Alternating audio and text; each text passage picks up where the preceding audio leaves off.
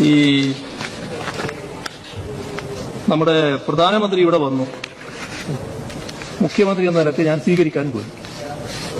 അപ്പോൾ സാധാരണഗതിയിൽ ഒന്ന് വണങ്ങുന്നു. എന്താ സാധാരണ നമ്മൾ എന്താ ചെയ്യുക? അത് എനിക്ക് മനസ്സിലാകാത്തോണ്ട് ചോദിക്കുക. മുഖ്യമന്ത്രി അല്ല, തമാശയായിട്ട് ചോദിക്കുന്നതല്ലേ. മുഖ്യമന്ത്രിയായിട്ട് ഉമ്മൻചാണ്ടി ഇരുന്നിരുന്നല്ലോ, പ്രധാനമന്ത്രിയായിട്ട് മോദി ഉണ്ടായിരുന്നല്ലോ. ആ ഘട്ടത്തിൽ ഉമ്മൻചാണ്ടി അദ്ദേഹത്തെ സ്വീകരിച്ചിട്ടില്ല. ആ സ്വീകരിച്ച ചിത്രവും നിങ്ങൾ എടുത്തു നോക്കൂ. എന്ത് വ്യത്യാസമാണ് ഇത് തമ്മിലുള്ളത് എന്ന് നോക്കിക്കോളൂ. അല്ല, അദ്ദേഹം മരിച്ചുപോയി. അദ്ദേഹം ഉണ്ടായിരുന്നെങ്കിൽ അദ്ദേഹം തന്നെ പറയുമായിരുന്നല്ലോ. അതല്ലല്ലോ, അദ്ദേഹം നിങ്ങൾക്ക് ഏറ്റവും ഒടുവിലുണ്ടായ മുഖ്യമന്ത്രി അദ്ദേഹമാണല്ലോ. അതുകൊണ്ടാണ് ഞാൻ അദ്ദേഹത്തെ പരാമർശിക്കുന്നത്. അദ്ദേഹം സ്വീകരിച്ച രീതി എന്താണ്?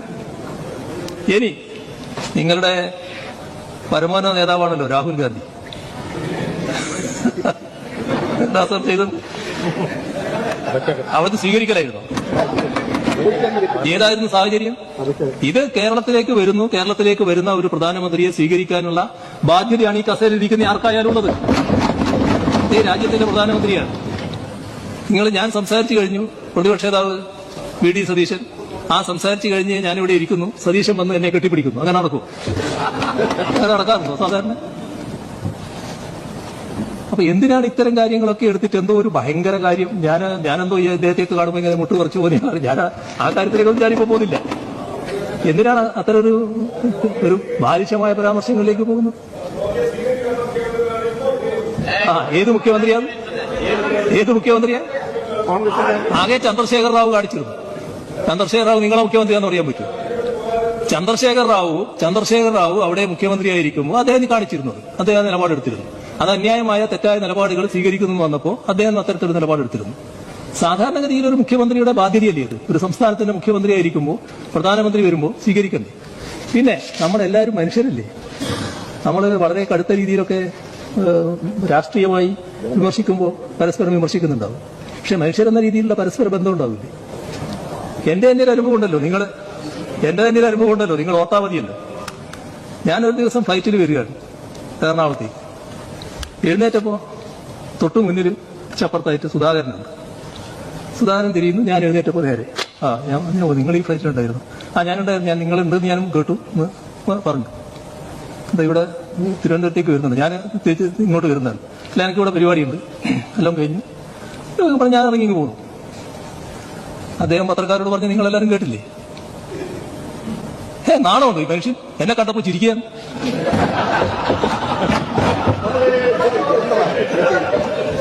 ഞാൻ എന്താ വേണ്ടിയിരുന്നത്? ഞാൻ അയാളെ ഭയന്നിട്ടാണോ? സുധാകരൻ എന്ന നിങ്ങളുടെ നേതാവിനെ ഭയന്നുകൊണ്ടാണോ ഞാൻ അദ്ദേഹത്തോട് ചോദ്യം പറഞ്ഞത്? സാധാരണ ഒരു മര്യാദയില്ല, നമ്മളെല്ലാം ആളുകൾ കാണുകയില്ലേ? സാധാരണ മര്യാദ അനുസരിച്ച് എന്റേതായ മര്യാദ ഞാൻ കാണിക്കണ്ടേ? അതല്ലേ എന്റെ ഭാഗത്ത് എന്തായി? അത് ഭയന്നതുകൊണ്ടോ എന്റെ മുട്ടിങ്ങനെ അടിച്ചതുകൊണ്ടുമാണ്? ഇതൊക്കെ നാം തമ്മിൽ സാധാരണഗതിയിൽ കാണിക്കേണ്ട ഒരു മര്യാദയിൽപ്പെട്ടതാണ്. അതാണ് നമ്മൾ മനസ്സിലാക്കേണ്ട കാര്യം, അതാണ് ഓർക്കേണ്ടത്. വീണ്ടും നിങ്ങൾ ബിരിയാണി ചെമ്പ്, സ്വർണ്ണക്കടത്ത്, ഇത്തരം കാര്യങ്ങളെ കുറിച്ചൊക്കെ പറയുന്നതായി കേട്ടു. കൈതോലപ്പായ. ഇപ്പം അതിനെല്ലാം മുമ്പ് പറഞ്ഞ കുറെ കാര്യങ്ങൾ ഉണ്ടായിരുന്നല്ലോ. നിങ്ങൾ ഓർക്കുന്നുണ്ടോന്ന് അറിയില്ല, ചിലരെങ്കിലും മറന്നു കാണാനിടയില്ല. സിംഗപ്പൂർ യാത്ര 100 തവണ, അത് ഒരു ഘട്ടത്തിൽ പറഞ്ഞു നടന്നായിരുന്നു. എല്ലാ കാര്യമൊന്നും ഞാൻ പറയാൻ പോകുന്നില്ല. പിന്നെ ടെക്നിക്കാലിയ, പിന്നെ ആ പേരേ കേൾക്കുന്നില്ലേ? കമല ഇന്റർനാഷണൽ, അതും പിന്നെ കേൾക്കുന്നില്ല. പിന്നെ കൊട്ടാരം പോലുള്ള വീട്, അതിന് സാക്ഷ്യപത്രമായിട്ടൊരു വീടും അവതരിപ്പിച്ചു, അത് ഓർക്കുന്നില്ലേ? ഇങ്ങനെ എന്തെല്ലാം തരത്തിലുള്ള നാട് നിറയെ നിക്ഷേപങ്ങൾ, ഏത് പിന്നെ സ്ഥലം കണ്ടാലും അത് ഇയാളതാണ് എന്ന് പറഞ്ഞ് പ്രചരിപ്പിച്ച കാര്യങ്ങൾ. ഇങ്ങനെ എന്തെല്ലാം കഥകൾ നേരത്തെ തന്നെ കേൾക്കേണ്ടി വന്നിട്ടുണ്ട്. അപ്പോ അതൊന്നും നമ്മളെ ഏൽക്കില്ല. കാരണം ഈ കൈകൾ ശുദ്ധമാണ്. അതുകൊണ്ട് തന്നെയാണ്. നേരത്തെ ഭാര്യയെക്കുറിച്ചായിരുന്നു, ഇപ്പം മെല്ലെ മകളിലേക്ക് എത്തിയിട്ടുണ്ട്. കാണേണ്ട കാര്യം എന്താണെന്നറിയോ?